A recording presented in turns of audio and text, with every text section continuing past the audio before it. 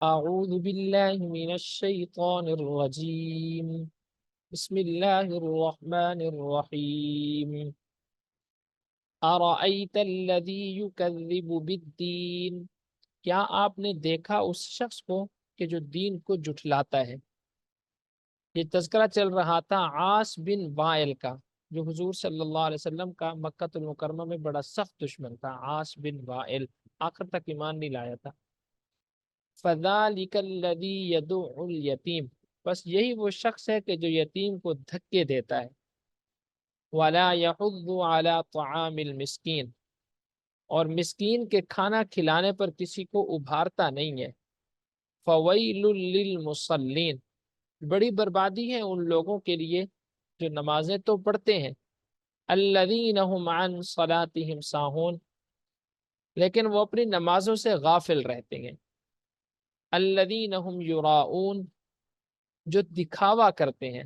وَيَمْنَعُونَ الْمَاعُونَ، اور وہ چھوٹی چھوٹی چیزوں کے دینے سے روکتے ہیں۔ اس کا پس منظر بھی ہم نے پڑھ لیا تھا اور اس کا شان نزول بھی ہم نے پڑھ لیا تھا۔ سورہ کوثر کا تعارف پہلے دیکھ لیں۔ اس کا مقام نزول علامہ علی بن محمد خازن رحمۃ اللہ علیہ فرماتے ہیں کہ سورہ کوثر جمہور مفسرین کے نزدیک مکی صورت ہے، اور بعض مفسرین کے نزدیک مدنی صورت بھی یہ سمجھی جاتی ہے، لیکن اس میں مشہور قول یہ ہے کہ یہ مکی صورت ہے۔ اور حضور صلی اللہ علیہ وآلہ وسلم کو جب یہ طعنہ دیا گیا تھا کفار کی طرف سے کہ آپ کی تو کوئی اولاد نہیں ہے، تو آپ کا انتقال ہوگا تو آپ کا سارا وہ دین جس کی آپ محنت کر رہے ہیں وہ تو ختم ہو جائے گا، کیونکہ آپ کی اولاد میں تو آپ کی بیٹی ہیں، بیٹا تو کوئی ہے نہیں۔ اور نسل کے اندر جو بیٹا ہوتا ہے وہی وراثت کا، عربوں کے اندر یہ رواج تھا کہ وراثت کو آگے لے کر وہی چلتا تھا، باپ کی چیز کو لے کر وہی چلتا تھا، لیکن آپ کا تو کوئی بیٹا نہیں ہے جو آپ کے دین کو سنبھالے گا۔ تو اللہ رب العزت نے اس صورت میں جناب نبی کریم صلی اللہ علیہ وآلہ وسلم کو تسلی دی۔ کفار کی طرف سے حضور صلی اللہ علیہ وآلہ وسلم کو ابتر کہا گیا تھا۔ ابتر، ابتر کہتے ہیں جس کی نسل آگے نہ چل رہی ہو۔ تو یہاں پر اللہ رب العزت نے حضور صلی اللہ علیہ وآلہ وسلم کی طرف سے کفار کو یہ جواب دیا کہ ابتر میرے پیغمبر نہیں ہے، بلکہ حقیقت میں ابتر تو تم ہو۔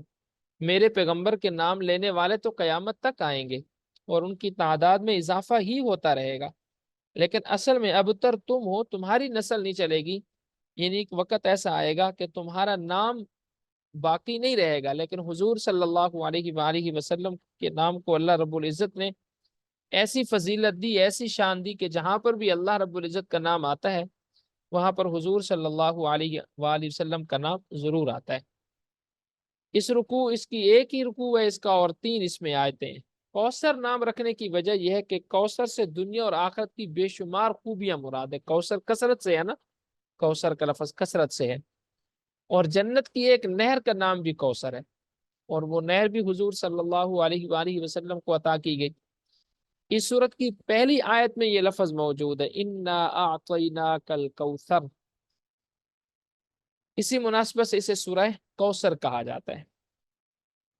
انا اعطینا، بے شک ہم نے دیا، کا آپ کو، الکوثر، کوثر دے دی۔ اب اس کوثر سے مراد کیا ہے؟ کوثر کی تفسیر میں مفسرین کے مختلف اقوال ہیں، اور ان سب اقوال کا خلاصہ یہ ہے کہ اے محبوب صلی اللہ علیہ وآلہ وسلم، بے شک ہم نے تمہیں بے شمار خوبیاں عطا فرمائی اور کثیر فضائل عنایت کر کے تمہیں تمام مخلوق پر افضل کیا۔ آپ کو حسن ظاہر بھی دیا، حسن باطن بھی دیا، نسب عالی بھی عطا کی، اور نبوت بھی آپ کو ملی۔ حضور صلی اللہ علیہ وسلم کا نسب بھی بہت بڑا نسب تھا، عرب حضور صلی اللہ علیہ وسلم کے نسب کا بھی نہیں مقابلہ کر سکتے تھے۔ نبوت بھی حضور کو عطا ہوئی، پھر کتاب بھی ملی، حکمت ملی، حضور صلی اللہ علیہ وسلم کو علم دیا گیا، اور شفاعت جیسی عظیم دولت دی گئی کہ جب کل قیامت کے دن لوگ ایک دوسرے کے پیچھے جا رہے ہوں گے، یار کسی طرح ہمارا حساب و کتاب تو شروع ہو، تو کوئی بھی وہاں پر سفارش کرنے والا نہیں ہوگا اس بات کی کہ لوگوں کا حساب و کتاب شروع کیا جائے، لیکن حضور صلی اللہ علیہ وآلہ وسلم اس وقت سفارش کریں گے، اور حضور کی سفارش پر ہی اللہ رب العزت لوگوں کا حساب و کتاب شروع کریں گے۔ انا اعطینا کل کوثر، ہمیں اس آیت سے 5 باتیں معلوم ہوتی ہیں۔ بے شک ہم نے آپ کو کوثر عطا کی، خیر کثیر عطا کی، دنیا کی ہر نعمت آپ کو عطا کر دی۔ نمبر 1، اللہ تعالیٰ نے اپنے حبیب صلی اللہ علیہ وآلہ وسلم کو کوثر عطا کر دی ہے، کیونکہ یہاں یہ نہیں فرمایا گیا کہ آپ کو کوثر عطا کریں گے، بلکہ فرمایا ہم نے کوثر آپ کو عطا کر دی، خیر کثیر آپ کو عطا ہو گئی، جنت کی نعمتیں بھی مل گئی، دنیا کی نعمت بھی مل گئی۔ نمبر 2، اللہ تعالیٰ کی اپنے حبیب صلی اللہ علیہ وسلم پر یہ عطا ان کے نبی اور رسول ہونے کی وجہ سے نہیں، بلکہ آپ صلی اللہ علیہ وسلم کی ذات کی وجہ سے، جو شان محبوبیت کی صورت ہے، کیونکہ یہاں یہ فرمایا آتینا کا ہم نے آپ کو عطا فرمائی، یہ نہیں فرمایا آتینا الرسول، اے رسول ہم نے آپ کو عطا کیا، نہیں، بلکہ حضور کی ذات کو یہاں پر اللہ نے مخاطب کیا۔ حضور سے اللہ کو محبت رسالت اور نبوت کی وجہ سے تو ہے ہی ہے، رسالت اور نبوت کو اگر آپ ایک طرف کر دیں تو حضور کی ذات سے بھی اللہ کو محبت ہے۔ اسی طرح تاجدار رسالت صلی اللہ علیہ وسلم پر یہ عطا کسی عبادت اور ریاضت کی وجہ سے نہیں ہے کہ حضور نے عبادت بہت کی تو اللہ نے اتنی خیریں آپ صلی اللہ علیہ وسلم کو عطا فرمائی، بلکہ صرف اللہ کی حضور کے ساتھ محبت تھی، جس محبت کی وجہ سے اللہ تعالیٰ نے حضور صلی اللہ علیہ وسلم کو اتنا بڑا مقام عطا فرمایا۔ اسی طرح اللہ تعالیٰ نے آپ صلی اللہ علیہ وسلم کو کوثر کا مالک بنا دیا، خیر کثیر کا مالک بنا دیا۔ اب حضور صلی اللہ علیہ وسلم جسے چاہیں وہ کوثر عطا کریں، جسے چاہیں نہ کریں عطا، یعنی کل قیامت کے دن وہ جو کوثر جنت کی نہر ہے وہ بھی تو حضور کو عطا ہو گئی نا، اب وہ حضور کو مل گئی، اب جس کو چاہیں گے حضور وہاں سے پانی پلائیں گے، جس کو نہیں چاہیں گے نہیں پلائیں گے۔ پھر حضور نے اس کی نشاندہی بھی کی کہ میں اس نہر سے پانی پلاؤں گا کس کو، فرمایا دنیا میں رہتے ہوئے جو میری سنتوں کو زندہ کرے گا، میرے دین کو زندہ کرے گا، اور میرے دین سے متصادم جو چیزیں ہوں گی، میرے دین کے مخالف جو چیزیں ہوں گی ان کو ختم کرے گا۔ بہرحال حضور صلی اللہ علیہ وسلم کا مقام بہت بلند و بالا ہے۔ پھر آگے فرمایا فَصَلِّ لِرَبِّكَ وَانْحَرْ، پس آپ اپنے رب کے لیے نماز پڑھیں، وانحر اور قربانی کریں۔ اچھا یہاں پر یہ نہیں فرمایا کہ جانور ذبح کریں، بلکہ فرمایا نحر کریں۔ نحر اصل میں اونٹ کے ذبح کرنے کو کہا جاتا ہے۔ نحر کس کو کہا جاتا ہے؟ اونٹ کے ذبح کرنے کو۔ اور عربوں کے ہاں سب سے بڑی جو قربانی ہوتی تھی وہ اونٹ کے ذبح کرنے کی ہوتی تھی۔ ایک وہ مشہور واقعہ بھی ہے نا کہ جب حضور صلی اللہ علیہ وآلہ وسلم کے والد محترم حضرت عبداللہ پیدا ہوئے تھے تو حضور صلی اللہ علیہ وسلم کے جو دادا تھے انہوں نے منت مانی تھی حضرت عبد المطلب نے، ان کے 10 بیٹے تھے نا، تو انہوں نے کہا تھا کہ اگر اللہ نے مجھے 10 بیٹے عطا کیے تو میرا جو آخری بیٹا ہوگا اس کو میں کعبۃ اللہ میں لے آ کر اللہ کے نام پر ذبح کر دوں گا، جیسا کہ حضرت ابراہیم علیہ السلام نے حضرت اسماعیل علیہ السلام کو ذبح کیا تھا، لیکن پھر وہ ذبح ہوئے نہیں تھے، وہ مینڈا آ گیا تھا۔ تو اسی طرح انہوں نے بھی یہ منت مانی تھی کہ اگر اللہ مجھے 10 بیٹے عطا کرے گا جناب عبد المطلب نے، تو میں اپنے آخری بیٹے کو اللہ کے راستے میں قربان کر دوں گا۔ آخری بیٹے حضرت عبداللہ تھے، تو حضرت عبداللہ جب پیدا ہوئے تو وہ قربان ذبح کرنے کے لیے حضرت عبد المطلب اپنے بیٹے کو لے آئے بیت اللہ میں، لیکن جو حضور صلی اللہ علیہ وسلم کی پھوپھیاں تھیں یعنی حضرت عبداللہ کی بہنیں، وہ آگے آ گئی اور انہوں نے کہا کہ ہم اپنے بھائی کو ذبح نہیں ہونے دیں گے۔ تو انہوں نے کہا حضرت عبد المطلب نے کہ ہم قرآن اندازی کر لیتے ہیں، ایک طرف انہوں نے 10 اونٹ رکھے، ایک طرف حضرت عبداللہ کو رکھا کہ اگر 10 اونٹوں کا نام نکلے گا 10 اونٹ ذبح کروں گا ان کی جگہ، اگر ان کا نام نکلا ہے تو پھر انہی کو ذبح کروں گا۔ تو وہ جب قرآن اندازی کی گئی تو قرآ حضرت عبداللہ کے نام کا نکلا، تو انہوں نے کہا اب تو میں عبداللہ کو ہی ذبح کروں گا۔ پھر ایسے قرآ کیا، پھر قرآ کیا، پھر قرآ کیا، یہاں تک کہ 10 دفعہ انہوں نے قرآن اندازی کی۔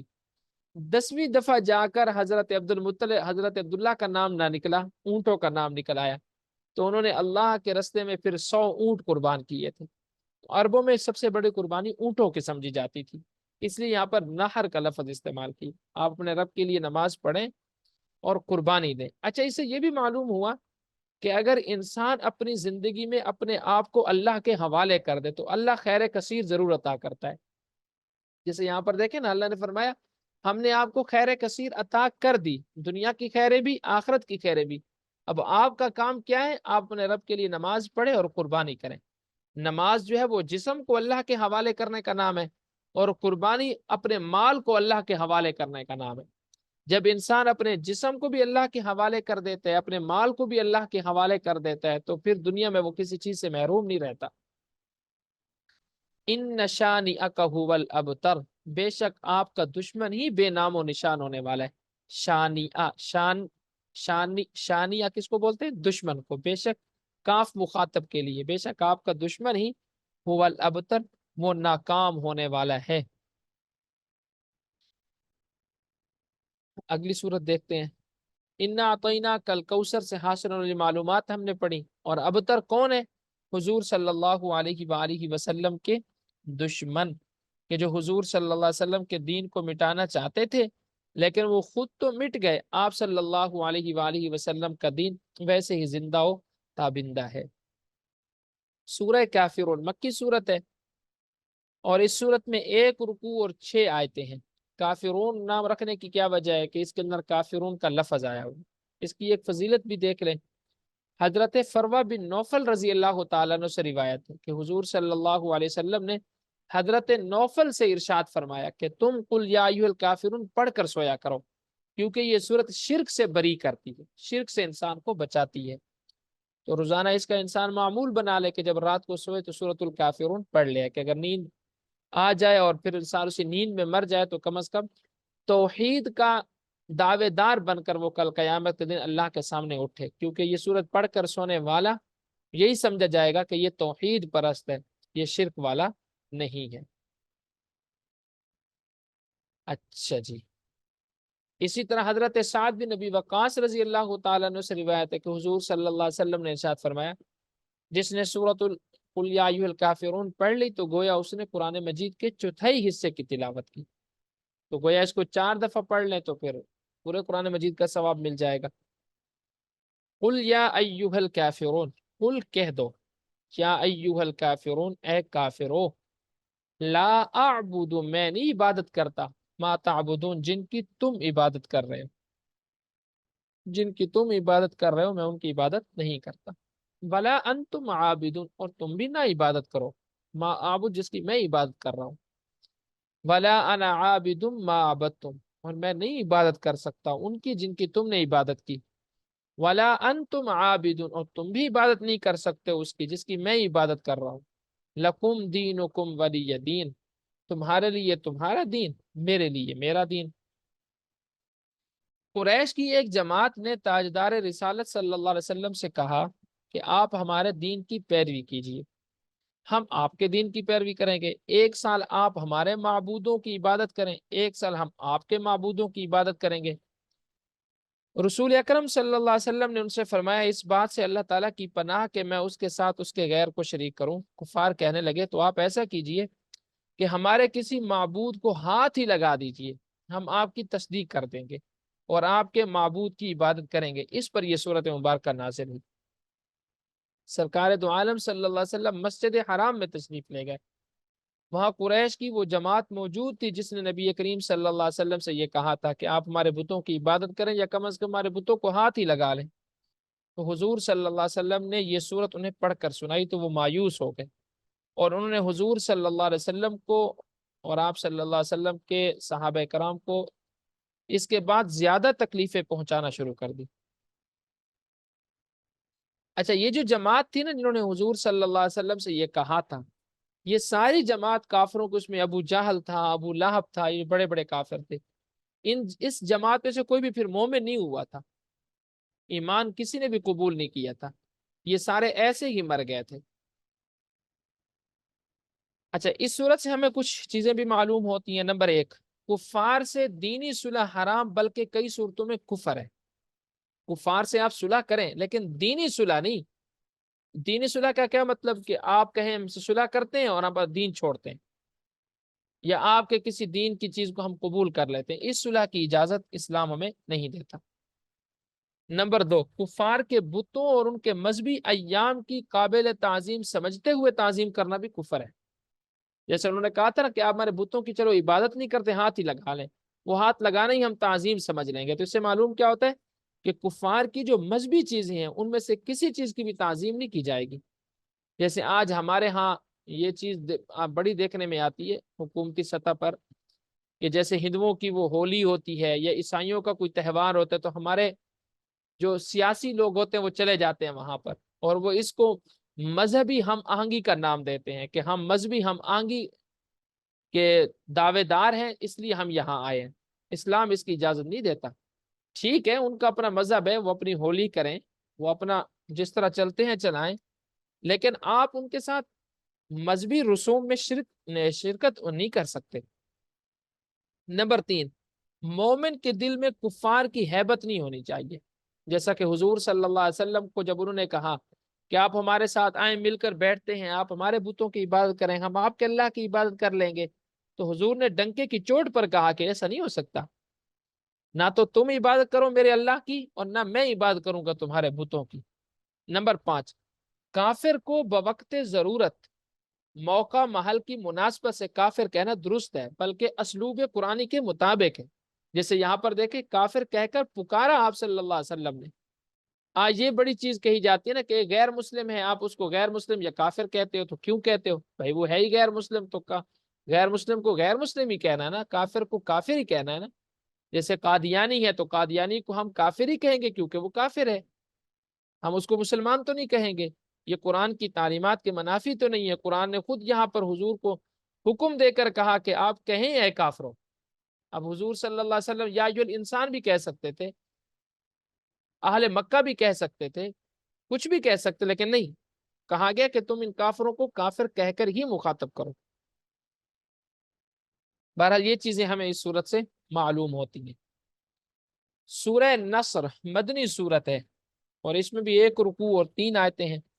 نصر مدد کرنے کو بولتے ہیں نا، اور اس کے شروع میں یہ لفظ آ رہا ہے، نصر کا لفظ، اذا جاء نصر اللہ والفتح، جب اللہ کی مدد آئے گی اور فتح، ورائیت الناس، تو اس حال میں آپ دیکھیں گے لوگوں کو، یدخلون، کہ وہ داخل ہوں گے، فی دین اللہ، اللہ کے دین میں، افواجن، فوج در فوج، فوج در فوج وہ اللہ کے دین میں داخل ہو جائیں گے۔ فسبح بحمد ربک، بس آپ اپنے رب کی تسبیح کرتے رہیں، رب کے نام کی تسبیح کرتے رہیں، واستغفر، اور اس سے بخشش مانگتے رہیں، انہو کان توابا، بے شک وہ بہت زیادہ توبہ قبول کرنے والا ہے۔ جب آپ صلی اللہ علیہ وسلم کے دشمنوں کے خلاف آپ کے پاس اللہ تعالیٰ کی مدد اور فتح آئے، اور تم لوگوں کو دیکھو کہ پہلے وہ 1-1 2 کر کے اسلام میں داخل ہو رہے تھے، لیکن جب اللہ کی مدد آئے گی اور فتح آئے گی تو تم دیکھو گے کہ لوگ جماعت در جماعت تمہارے دین میں داخل ہو جائیں گے۔ اچھا ایک تو ہمیں اس سے یہ معلوم ہوتا ہے کہ جب اللہ کی طرف سے انسان کو کوئی مدد مل جائے، دنیاوی اعتبار سے اللہ کی طرف سے کوئی مدد مل جائے، کوئی فائدہ حاصل ہو جائے، تو انسان 2 کام کرے۔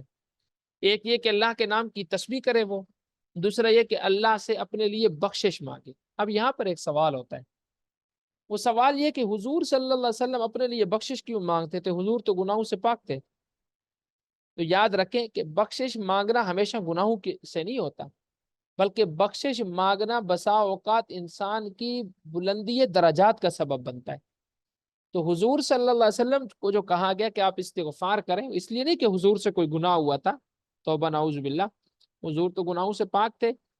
آپ صلی اللہ علیہ وسلم کا اللہ سے بخشش مانگنا وہ حضور کے مقام اور مرتبے میں اور اضافے کا سبب بن جاتا تھا۔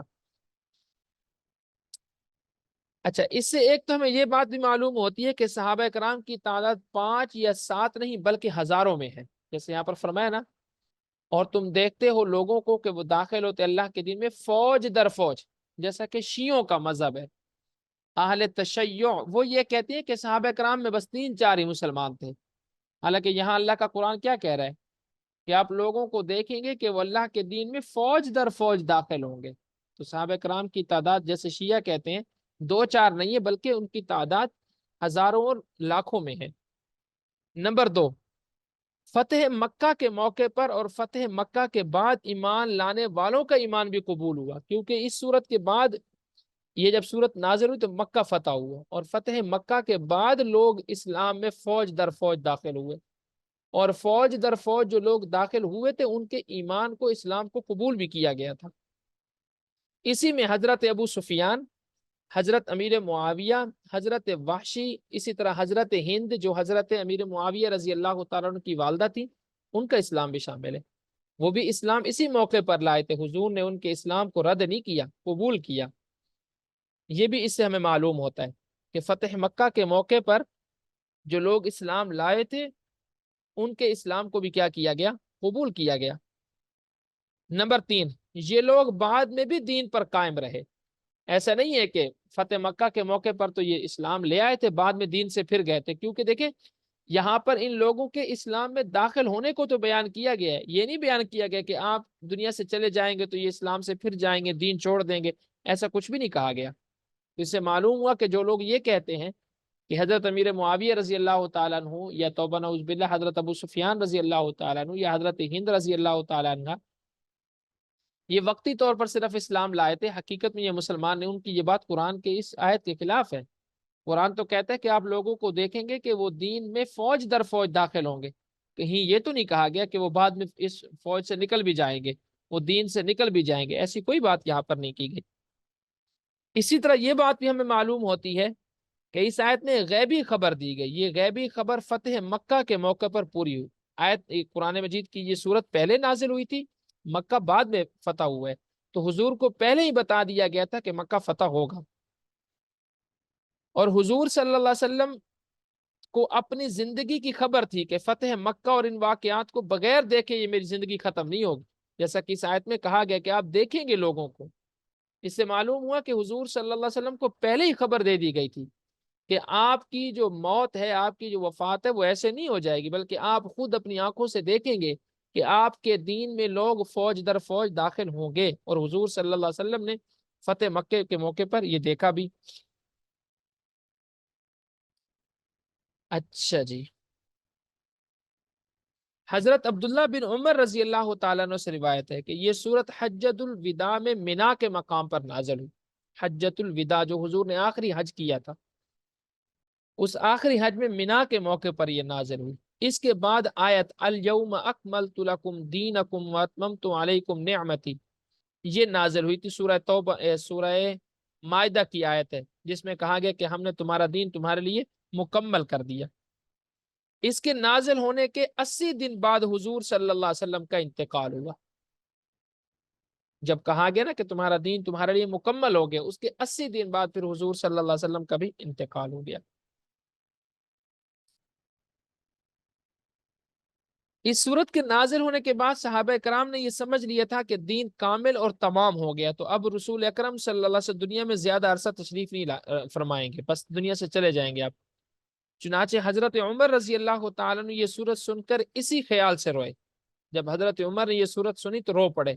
صحابہ کرام نے پوچھا کہ آپ تو کیوں رو رہے ہیں، حالانکہ اس صورت میں تو فتح خوشخبری دی گئی ہے؟ تو فرمایا کہ اس صورت سے مجھے معلوم ہوتا ہے کہ اللہ کے نبی کا بس اب آخری وقت آن پہنچا ہے، اب وہ اس دنیا سے تشریف لے جائیں گے۔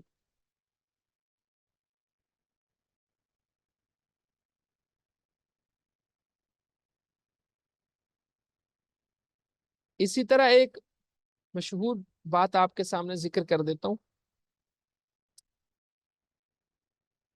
اس صورت کے نازل ہونے کے بعد سرکار دو عالم صلی اللہ علیہ وسلم نے خطبہ ارشاد فرمایا، اور خطبے میں ارشاد فرمایا کہ ایک بندے کو اللہ تعالیٰ نے اختیار دیا ہے، چاہے دنیا میں رہے چاہے اس کی ملاقات قبول فرما لے، اور اس بندے نے اللہ تعالیٰ کی ملاقات اختیار کر لی، یعنی حضور نے بھی صحابہ کرام کو بتا دیا کہ میں اب اس دنیا سے چلا جاؤں گا۔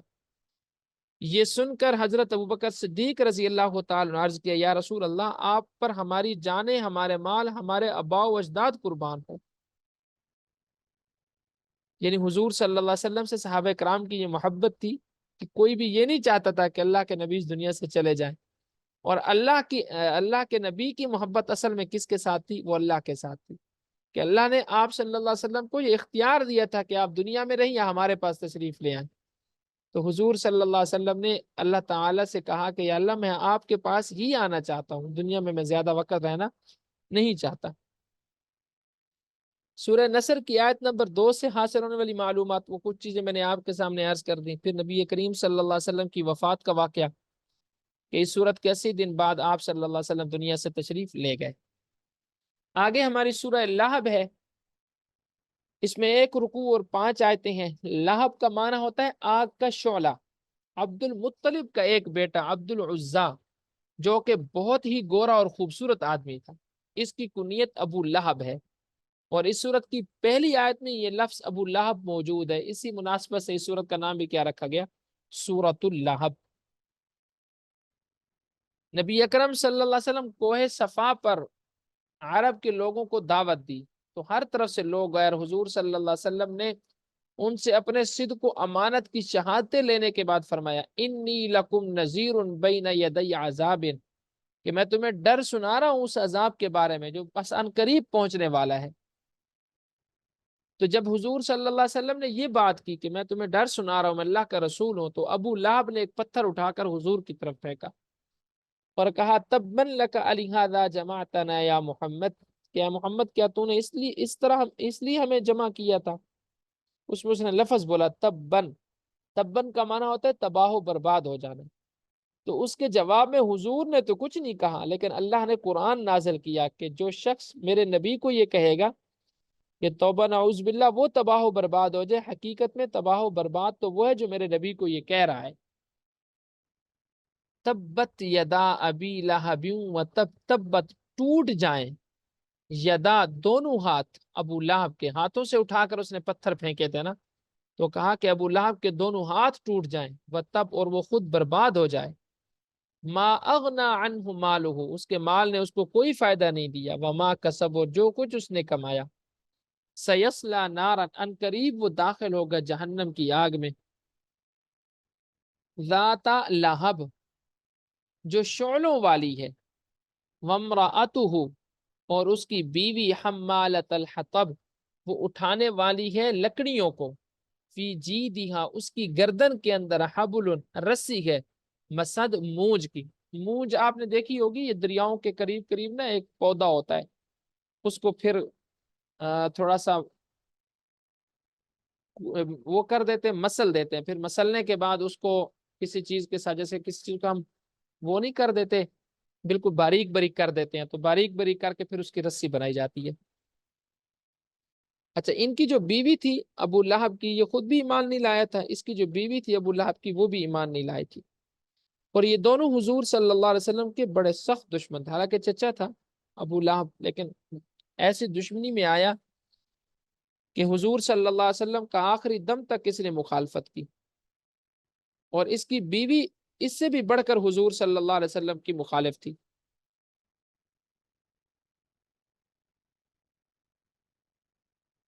اچھا، اس میں گستاخ رسول کا انجام، یعنی جو شخص حضور صلی اللہ علیہ وسلم کی گستاخی کرتا ہے اس کا انجام اچھا نہیں ہوتا، جیسے ابو لہب کا ایمان نصیب نہیں ہوا، پھر آخر میں اس کی موت بھی بہت عبرتناک طریقے سے ہوئی تھی۔ جب یہ مر گیا تھا، اس کو دفنانے والا کوئی نہیں تھا، اس کو لکڑیوں کے ساتھ ایک ایسے کھڈا کھود کر اس کے اندر ڈالا گیا تھا۔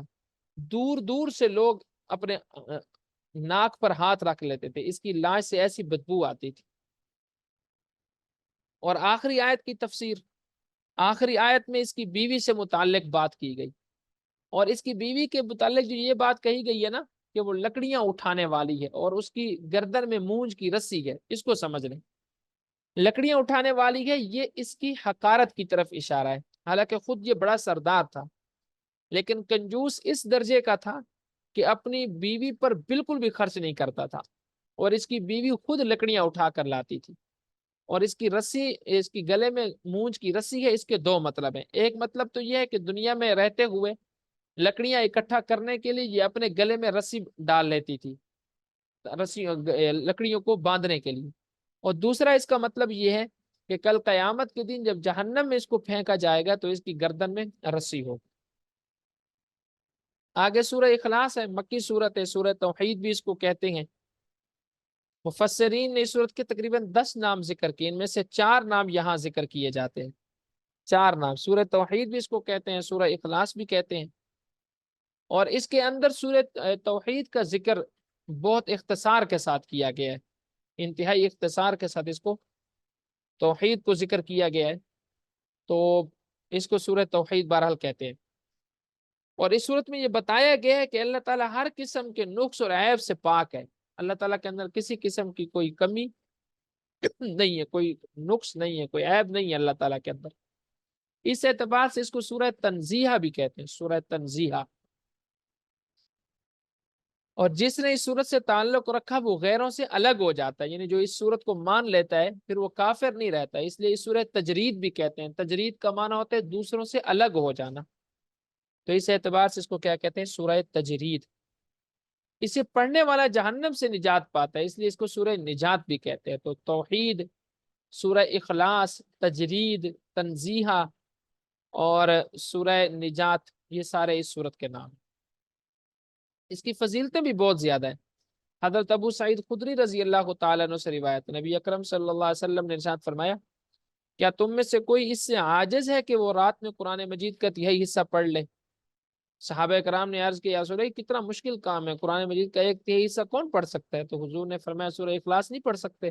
سورہ اخلاص پڑھ لیا کرو، یہ قرآن مجید کے تہائی حصے اتنا ثواب رکھتی ہے۔ اسی طرح حضرت عائشہ رضی اللہ تعالیٰ عنہ فرماتی ہیں کہ حضور صلی اللہ علیہ وسلم نے ایک شخص کو ایک لشکر میں روانہ کیا، وہ اپنے ساتھیوں کو نماز پڑھاتے تو سورہ فاتحہ کے ساتھ سورت ملانے کے بعد سورہ اخلاص ضرور پڑھتے تھے۔ جب لشکر واپس آیا تو لوگوں نے نبی اکرم صلی اللہ علیہ وسلم سے یہ بات ذکر کی، تو آپ صلی اللہ علیہ وسلم نے ان سے ارشاد فرمایا کہ اس سے پوچھو کہ تم ایسا کیوں کرتے ہو؟ جب لوگوں نے ان سے پوچھا تو اس نے کہا کہ یہ سورہ رحمان کی صفت ہے، اس وجہ سے میں اسے پڑھنا پسند کرتا ہوں۔ تو حضور صلی اللہ علیہ وسلم نے ارشاد فرمایا اس سے بتا دو کہ اللہ تعالیٰ اس سے محبت فرماتا ہے۔ تو مطلب کیا نکلا کہ اس سورت کو جو کثرت سے پڑھتا ہے اللہ تعالیٰ اس سے محبت فرماتے ہیں۔ ایک اور حدیث بھی ہے، حضرت انس رضی اللہ تعالیٰ عنہ سے روایت ہے کہ حضور صلی اللہ علیہ وسلم سے انہوں نے عرض کیا، ایک آدمی نے، کہ مجھے اس صورت سے بہت محبت ہے، تو حضور نے فرمایا کہ اس کی محبت تجھے جنت میں داخل کر دے گی۔ اسی طرح تفسیر ساوی میں یہ بات لکھی ہوئی ہے، جو شخص گھر میں داخل ہوتے وقت سلام کرے اور اگر گھر خالی ہو تو حضور صلی اللہ علیہ وسلم کو سلام کرے، یعنی درود شریف پڑھ لے اور ایک بار قل ہو اللہ پڑھ لیا کرے، تو انشاءاللہ کبھی اس کے گھر میں فقر و فاقہ نہیں آئے گا۔ تو جب بھی گھر میں داخل ہو سورہ اخلاص ضرور پڑھیں، حضور پر درود بھیج دیں، سورہ اخلاص پڑھ لیں، اللہ تعالیٰ فقر و فاقہ سے محفوظ رکھیں گے۔ اس سورت کا جو شان نزول ہے وہ بھی بڑا مختصر سا سمجھ لیں کہ حضور صلی اللہ علیہ وآلہ وسلم سے کفار نے یہ سوال کیا کہ اللہ کیسے ہیں، ہمیں ان کی کچھ صفات بیان کریں۔ تو اللہ سے متعلق جو ان کا سوال تھا اس کا جو جواب تھا وہ اس صورت کے اندر دیا گیا، قل هو اللہ احد، کہہ دو وہ اللہ ایک ہے، اللہ الصمد، اللہ بے نیاز ہے، لم یلد ولم یولد، نہ تو اس نے کسی کو جنم دیا اور نہ اس کو جنم دیا گیا، نہ وہ کسی کا بیٹا ہے نہ کسی کا باپ ہے، ولم یکن لہ کفوا احد، اور اس کے برابر کا کوئی بھی نہیں ہے، ولم اور نہیں ہے، یک کفوا برابر کا، احد کوئی بھی اس کے برابر کا نہیں ہے۔ اچھا، عقیدہ توحید کی اہمیت، بس اس میں ایک بات کر لیتے ہیں۔ عقیدہ توحید وہ واحد عقیدہ ہے کہ جو پوری نسل انسانی کو ایک نقطے پر جمع کر سکتا ہے۔ ایک نقطے پر جمع کرنے والی جو چیز ہے وہ عقیدہ توحید ہے، اور اس کے ساتھ ساتھ انسانوں کی غلامی سے نکال کر ایک اللہ کی عبادت میں لگانے کے لیے عقیدہ توحید انتہائی ضروری ہے۔ آگے سورہ فلق ہے، مدنی سورت ہے، سورۃ الناس بھی مدنی سورت ہے۔ بعض مفسرین یہ بھی کہتے ہیں کہ یہ مکی صورتیں، لیکن یہ تحقیق سے یہ بات ثابت ہے کہ یہ مکی صورتیں نہیں ہیں بلکہ مدنی صورتیں ہیں۔ سورہ فلق کے اندر 5 آیتیں ہیں اور سورۃ الناس کے اندر 6 آیتیں ہیں۔ فلق نام رکھنے کی وجہ اور ناس نام رکھنے کی وجہ، فلق کا لفظ بھی موجود ہے سورۃ الفلق میں اور ناس کا لفظ بھی موجود ہے سورۃ الناس میں، ان دونوں کے فضائل ایک جیسے ہی ہیں۔ حضرت عقبہ بن عامر رضی اللہ تعالیٰ عنہ سے روایت ہے، نبی اکرم صلی اللہ علیہ وسلم نے ارشاد فرمایا، کیا تم نے نہیں دیکھا کہ آج رات مجھ پر ایسی صورتیں نازل ہوئی ہیں جن کی مثل نہیں دیکھی گئی، جن جیسی صورتیں پورے قرآن مجید میں نہیں ہیں؟ پھر حضور صلی اللہ علیہ وسلم نے ان 2 صورتوں کی تلاوت کی۔ قل کہہ دو، اعوذ میں حفاظت میں آتا ہوں، پناہ مانگتا ہوں، برب الفلق صبح کو پیدا کرنے والے رب کی، جو رب صبح کو پیدا کرتا ہے میں اس کی پناہ میں آتا ہوں، اس کی حفاظت میں آتا ہوں، کس چیز سے حفاظت چاہتا ہوں؟ من شر ما خلق، ہر اس چیز کے شر سے جسے اس نے پیدا کیا، ومن شر غاسق، اور ہر اس چیز کے شر سے، غاسق اذا وقب، جو اندھیرے میں اپنا شر پھیلاتی ہے، جب اندھیرا پھیل جائے۔ غاسق کس کو بولتے ہیں؟ اندھیری رات کو، اندھیری رات کو جب وہ چیز اندھیرا شر پھیلائے، میں اس سے بھی حفاظت مانگتا ہوں، اذا وقب، جب رات اندھیری ہو جائے۔ ومن شر النفاثات فی العقد، اور گروہ کے اندر پھونک مارنے والیوں کے شر سے۔ اچھا، اس کو پہلے سمجھ لیں، پھر اس آیت کی تفسیر بھی سمجھ میں آ جائے گی۔ مدینہ کے اندر ایک یہودی تھا، اس نے اپنی بیٹیوں کے ذریعے حضور صلی اللہ علیہ وسلم پر جادو کروایا تھا۔ اور وہ جادو کیسے ہوا تھا کہ حضور صلی اللہ علیہ وسلم کے بال مبارک انہوں نے حاصل کیے، ان بالوں پر 11 گرہیں لگائی گئی، اور حضور صلی اللہ علیہ وسلم پر جادو کیا گیا، اور ہر گرہ پر انہوں نے اپنے منتر پڑھے۔ تو یہاں پر اسی آیت سے یہ آیت اسی سے متعلق ہے کہ وَمِن شَرِّ النَّفَّاثَاتِ، اور میں حفاظت میں آتا ہوں پھونک مارنے والیوں کے شر سے۔ وہ جو اس کی بیٹیاں تھیں،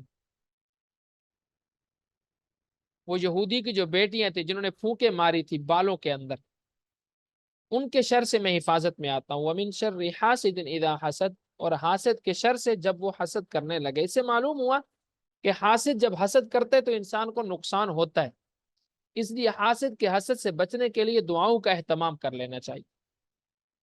تعویذات اور عملیات سے متعلق ایک شرعی مسئلہ سمجھ لیں۔ تعویذات اور یہ جو عملیات ہیں، اس سے متعلق ایک شرعی مسئلہ سمجھ لیں۔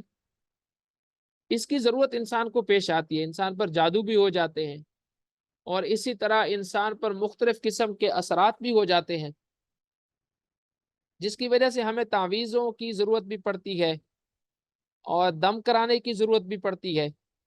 ایسا نہیں ہے کہ تعویذ نہیں لینا چاہیے یا دم نہیں کرانا چاہیے۔ ناجائز کاموں کے لیے تعویذ گنڈے ناجائز اور حرام ہے۔ ناجائز کام لوگ کرتے ہیں، تعویذ وہ تو حرام ہے، لیکن جائز مقصد کے لیے گنڈے بنانا، ان پر گرہ لگانا، قرآن مجید کی آیات یا اللہ تعالیٰ کے اسماء پڑھ کر دم کرنا، یہ سب جائز ہے۔ جمہور صحابہ کرام اور تابعین کا عمل اسی پر ہے۔ حضرت عائشہ رضی اللہ تعالیٰ عنہ سے روایت ہے کہ آپ صلی اللہ علیہ وسلم، وہ فرماتی ہیں کہ حضور صلی اللہ علیہ وسلم کے گھر والوں میں سے کوئی بیمار ہوتا تو حضور صلی اللہ علیہ وسلم معوذتین، یہ 2 صورتیں پڑھ کر اس پر دم فرماتے۔ حضرت عبید بن رفاعہ رضی اللہ تعالیٰ عنہ سے روایت ہے کہ حضرت اسماء بنت عمیس رضی اللہ تعالیٰ عنہ نے رسول اکرم صلی اللہ علیہ وسلم سے عرض کیا، یا رسول اللہ، حضرت جعفر کے بیٹوں کو بہت جلد نظر لگ جاتی ہے۔ حضرت اسماء بنت عمیس یہ بیوی تھی حضرت جعفر کی، تو کہا کہ حضرت جعفر کے بیٹوں کو بہت جلد نظر لگ جاتی ہے، کیا میں کچھ پڑھ کے ان پر دم کر دیا کروں؟ تو حضور صلی اللہ علیہ وسلم نے ارشاد فرمایا، ہاں، کیونکہ اگر کوئی چیز تقدیر سے سبقت لے جا سکتی ہے تو نظر ضرور اس سے سبقت لے جاتی۔ یعنی نظر ایک ایسی چیز ہے کہ جو تقدیر سے بھی آگے بڑھ سکتی ہے، اگر ممکن ہوتا تقدیر سے آگے بڑھنا تو نظر اس سے بھی بڑھ جاتی، تو نظر بہرحال لگ جاتی ہے۔ تو حضور صلی اللہ علیہ وسلم نے اس کا بھی علاج فرمایا کہ یہ 2 صورتیں پڑھ لی جائیں تو اس سے نظر سے بھی کیا ہو جاتی ہے؟ حفاظت ہو جاتی ہے۔ تو ناجائز کاموں کے لیے تعویذ گنڈے ناجائز، اور جائز کاموں کے لیے جائز۔ سورۃ الناس، یہ دونوں صورتیں اکٹھے نازل ہوئی تھی۔ جب حضور صلی اللہ علیہ وسلم پر جادو ہو گیا تھا تو آپ صلی اللہ علیہ وسلم ایک مرتبہ سوئے ہوئے تھے، حضرت جبریل ایک دوسرے فرشتے کے ساتھ تشریف لائے، تو سوتے ہوئے ہی حضور صلی اللہ علیہ وسلم نے یہ خواب دیکھا کہ ایک شخص آپ صلی اللہ علیہ وسلم کے سر کی طرف بیٹھا ہوا ہے اور ایک پاؤں کی طرف بیٹھا ہوا ہے۔ سر کی طرف بیٹھا ہوا، پاؤں کی طرف بیٹھا ہوا شخص پوچھتا ہے کہ اس آدمی پر جادو ہوا ہے، اس کا کیا علاج ہے؟ تو وہ جو سر کی طرف بیٹھے ہوئے تھے حضرت جبریل، انہوں نے کہا کہ یہ 2 صورتیں ہیں، فلاں جگہ پر ان کے بالوں کو دبایا گیا، ان بالوں کو نکال لیا جائے اور اس کی ایک ایک آیت پڑھتے جائیں اور اس کی گرہ کھولتے جائیں تو ان سے جادو کا اثر ختم ہو جائے گا۔ تو حضور صلی اللہ علیہ وسلم نے پھر بعد میں ایسا ہی کیا، تو حضور پر جو جادو ہوا تھا اس کا اثر ختم ہو گیا۔ قل اعوذ برب الناس، کہہ دو میں پناہ میں آتا ہوں، حفاظت میں آتا ہوں لوگوں کے رب کی، ملک الناس، جو لوگوں کا بادشاہ ہے، الہ الناس، جو لوگوں کا معبود ہے، من شر الوسواس الخناس، ہر اس چیز کے شر سے جو وسوسہ ڈالے، الخناس اور پیچھے ہٹ جائے۔ یہ شیطان کے بارے میں آتا ہے نا کہ وہ انسان کے بالکل دل کے ساتھ ہی بیٹھا رہتا ہے اور اس میں مختلف قسم کے وہ وسوسے ڈالتا رہتا ہے، لیکن جب اللہ تعالیٰ کا ذکر کرتا ہے انسان تو شیطان پیچھے ہٹ جاتا ہے، پھر وسوسے نہیں ڈالتا۔ اس لیے شیطان کی صفت بیان کی گئی خناس، کے وہ پیچھے ہٹ جاتا ہے۔ الذی یوسوس فی صدور الناس، وہ جو وسوسے ڈالتا ہے لوگوں کے دلوں میں، من الجنت والناس، وہ جنوں میں سے ہو یا انسانوں میں سے۔ اس سے معلوم ہوا کہ صرف جنات ہی وسوسے نہیں ڈالتے، شیاطین بھی وسوسے ڈالتے ہیں، صرف جنات نہیں ہے بلکہ شیاطین اور جنات بھی ہیں، اس کے ساتھ انسان بھی ہیں، انسان بھی انسانوں کے دلوں میں وسوسے ڈالتے ہیں۔ انسان کی عظمت و شرافت اتنی زیادہ ہے کہ اس کی حفاظت اللہ تعالیٰ نے کی ہے۔ اچھا، وسوسہ اور الہام میں فرق، پہلے تو ہم انسان کی عظمت و شرافت کو دیکھ لیں کہ انسان کی عظمت و شرافت کتنی زیادہ ہے، پھر اس کے بعد وسوسہ اور الہام میں فرق۔ انسان کی عظمت و شرافت معلوم ہوتی ہے اس آیت سے، بطور خاص اللہ تعالیٰ نے اپنی ربوبیت کی نسبت اس کی طرف فرمائی، جیسے فرمایا نا قل اعوذ برب الناس، کہ لوگ اتنے شرف والے ہیں، انسان اتنی عزت والا ہے کہ اس کا رب کوئی اور نہیں، اللہ خود ہے۔ اور اسی طرح پھر یہاں پر یہ بھی یاد رکھیں، ایک ہوتا ہے وسوسہ اور ایک ہوتا ہے الہام۔ انسان کے دل میں کبھی وسوسہ پیدا ہوتا ہے، کبھی الہام پیدا ہوتا ہے۔ وسوسہ شیطان کی طرف سے ہے، لہٰذا اس پر لا حول ولا قوت الا باللہ پڑھنا چاہیے، اور الہام فرشتے کے ذریعے اللہ تعالیٰ کی طرف سے ہوتا ہے، اس لیے اس پر اللہ تعالیٰ کا شکر کرنا چاہیے۔ بس اوقات انسان کو اچھا خیال آتا ہے، اس کے مطابق انسان عمل کرتا ہے تو انسان کو فائدہ ہوتا ہے، یہ وہ خیال ہوتے ہیں جو اللہ تعالیٰ فرشتے کے ذریعے انسان کے دل میں ڈالتے ہیں، اس پر اللہ کا شکر ادا کرنا چاہیے۔ ہمیں بس اوقات بہت اچھے خیال آتے ہیں جس کو ہم آئیڈیا بولتے ہیں کہ یار یہ بڑا اچھا آئیڈیا، اس پر عمل کرتے ہیں تو فائدہ ہوتا ہے۔ اچھا جی، جنوں اور انسانوں کے شیاطین سے پناہ، یہ یاد رکھیں کہ صرف شیطانوں سے پناہ نہیں مانگنی بلکہ انسانوں سے بھی اللہ تعالیٰ کی حفاظت مانگنی ہے کہ یا اللہ مجھے ان انسانوں سے بھی اپنی حفاظت میں رکھ کہ جو تیرے دین کے بارے میں، تیرے بارے میں، تیرے نبی کے بارے میں میرے دل کے اندر وسوسہ پیدا کرتے ہیں، خیالات پیدا کرتے ہیں، تو دونوں سے اللہ تعالیٰ کی کیا مانگنی ہے؟ ہم نے حفاظت مانگنی ہے۔ چلیں جی، الحمدللہ آج ہمارا اختتام ہو گیا ہے منتخب صورتوں کے جو تفسیر ہم نے کچھ عرصہ پہلے شروع کی تھی۔ ابھی کلاس میں صرف 4 طالب علم ہیں، تو آپ سے بھی یہ انشاءاللہ گزارش ہے کہ یہ کوشش کرنی ہے کہ جتنا ہم نے پڑھا ہے اس کو ہم اپنی زندگی میں لے آئیں۔ اصل مقصد تو قرآن مجید کو پڑھنے کا یہ ہے کہ قرآن مجید کو پڑھنا، پھر اس کو سمجھنا، پھر اس کو اپنی زندگیوں میں داخل کرنا اور قرآن مجید کے مطابق اپنی زندگیوں کو ڈھال لینا۔ اور دوسری آپ سے گزارش یہ ہے کہ ابھی ہم نے صرف منتخب صورتیں پڑھی ہیں، اب آپ نے یہ کوشش کرنی ہے کہ قرآن مجید کا پورا ترجمہ سیکھنا ہے۔ اللہ تعالی ہمیں قرآن مجید کے ترجمے کو سیکھنے، اس پر عمل پیرا ہونے کی توفیق عطا فرمائے۔ ایک مختصر سی دعا کر لیتے ہیں، آپ میرے حق میں دعا کر لیں، میں آپ کے حق میں دعا کر لیتا ہوں۔ اللہ تعالی ہماری دعاؤں کو ایک دوسرے کے حق میں قبول فرما لے۔ الحمدللہ رب العالمین والعاقبۃ للمتقین والصلاة والسلام علی سید الانبیاء والمرسلین اللہم انت السلام ومنک السلام تبارکت یا ذا الجلال والاکرام۔ یا اللہ ہمارے دلوں کو نور ایمان سے منور فرما دیجئے، یا اللہ ہمارے دلوں کے اندر اپنی محبت پیدا فرما دیجئے، جناب نبی کریم صلی اللہ علیہ وسلم کی محبت پیدا فرما دیجئے۔ حضرت آدم علیہ السلام سے لے کر آج تک جتنے مسلمان اس دنیا سے چلے گئے ہیں، یا اللہ سب کی بخشش فرما دیجئے۔ موت سے پہلے ہمیں بھی موت کی تیاری کرنے کی توفیق عطا فرمائیے، اپنے دین کو سمجھنے کی توفیق عطا فرمائیے، اس پر عمل پیرا ہونے کی توفیق عطا فرمائیے۔ ہمیں اور ہماری آنے والی نسلوں کو اپنے دین کے لیے قبول فرما لیجئے، ہماری دعاؤں کو اپنی بارگاہ میں قبول فرما لیجئے۔ یا اللہ ہماری ضرورتوں کو خزانہ غیب سے پورا فرما دیجئے، دنیا کے اندر رہتے ہوئے صرف اپنا محتاج بنائیے، کسی اور کا محتاج نہ بنائیے۔ ہماری ضرورتیں، ہمارے غم، ہماری پریشانیاں وہ سب آپ کے سامنے ہیں، ہمارے غموں کو بھی دور کر دیجئے، ہماری پریشانیوں کو بھی دور کر دیجئے، ہمارے گناہوں کو معاف فرما دیجئے۔ ربنا آتنا فی الدنیا حسنہ وفی الآخرۃ حسنہ وقنا عذاب النار۔ ربنا لا تزغ قلوبنا بعد إذ هديتنا وهب لنا من لدنك رحمة إنك أنت الوهاب وصلى الله تعالى على خير خلقه محمد وعلى آله وأصحابه أجمعين آمين برحمتك يا أرحم الراحمين.